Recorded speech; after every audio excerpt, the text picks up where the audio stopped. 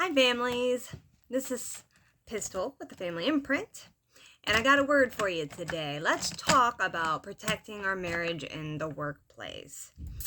Fact, the workplace is the number one place for an affair. I wish this wasn't true.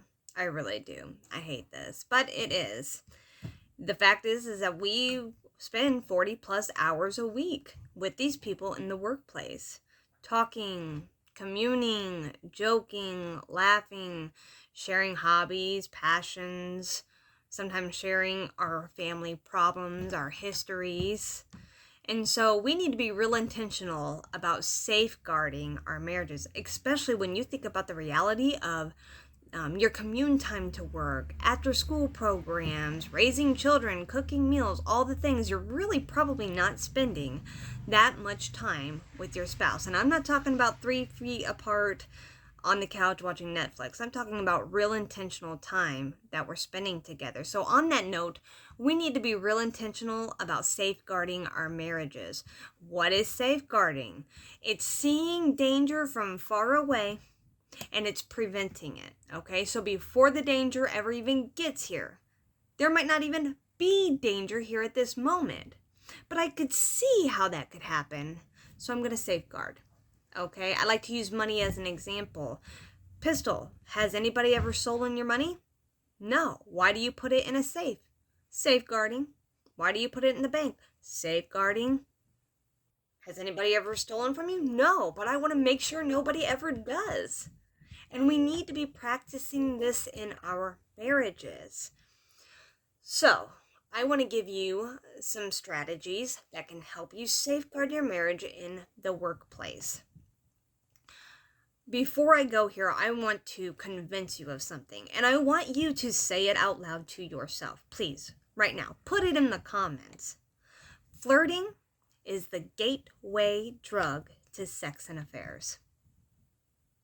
Flirting is the gateway drug to an affair. Put it in the comments. It's true. Those of you that see flirting as harmless and nothing, your spouse won't feel that way. It won't stay flirting and nothing forever if you are not careful. Okay? And the best way to be careful is to safeguard and not do it at all. So let's be real intentional here, okay? Number one, you don't need to be alone with the opposite sex. I realize that every situation in the workplace does not call for that, okay? I'm not oblivious to this, but when possible, you don't need to be alone with the opposite sex. It is dangerous. It is a trap. It is an opportunity for the devil to destroy things.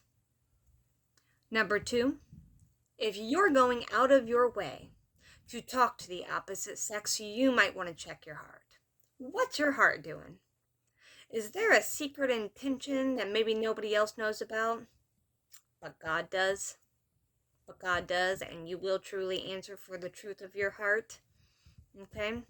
Why are you needing to go out of your way to hang out with the opposite sex? Is there a secret intention there? Listen, I always taught my kids, somebody actually taught me this when I became a baby Christian, and I have lived by this, and I taught my kids to live by this. If there's doubt, it's dirty. What's your heart doing? If there's doubt, it's dirty. Okay? Now listen, in the end, there might not be nothing wrong, and that's fine. But like I would tell my kids, be careful and check yourself. If there's doubt, it's dirty, just don't do it. Just don't do it. Safeguard. Go talk to somebody. Get a little counsel first and make sure that what you're doing is okay. Safeguarding. You don't need to sit alone with the opposite sex at lunch. There, I'm sure, plenty of other people that can sit with them. If you're worried about them, find another female to sit with them. Find another male to sit with them. Okay? Not your job. Don't let the devil play you for a fool. Don't talk about your marital problems with the opposite sex. I advise against this, and I'm going to tell you why. I say this because the last thing you need is sympathy and compassion from the opposite sex when your marriage is in a pit. That is a devilish trap. You better believe it is. Because the devil wants you to feel compassion and sympathy and love from somebody else that's not your spouse. Okay? It's a trap. Don't fall for that. Do not fall for that. The devil loves to bring a counterfeit when your marriage is in trouble. Somebody that fits all the description. There's a connection. They understand me. No and no. And can I promise you that the counterfeit will never work out? It won't work out by design. Because God had picked someone out for you already in his books in heaven. Before he formed you in your mother's womb, he knew who he wanted you to be with. And so we need to be very, very careful with these things. Okay? Boys go hang out with the boys. Girls go hang out with the girls. So my daughter went to the library the other day and she picked up this packet it's like a Smokey the Bear project they're doing up there. And I read one of the pages and I thought, you know what, this is so perfect. This just goes so perfectly with what I was just getting ready to teach. So I'm going to read it to you.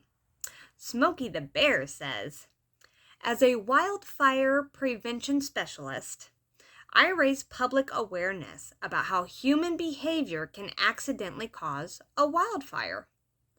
My goal is for humans to be aware of their actions and take personal responsibility to prevent wildfires. Be aware of your actions. How can you prevent a wildfire in your life? Okay, how can you prevent a wildfire in your marriage? Okay, it says, human behavior can cause a wildfire. And you have to take personal responsibility to prevent a wildfire. Guys, take personal responsibility starting now. Steward your marriage well. Please don't fall into these devilish traps, okay? God bless you. Goodbye.